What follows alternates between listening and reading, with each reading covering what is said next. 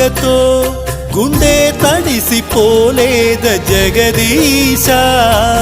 ఇటువంటి తల్లి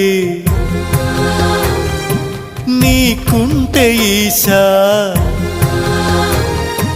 తెలిసేది నీకు ఈ తల్లి ఘోష నీ కన్ను అది చూడదా ఈ కంటి తడియారదా ఏ నోమునో చిందో ఏ పూజ చేసిందో పరమేశ నీ వరము పొంది మురిసింది ఈ కన్న తల్లి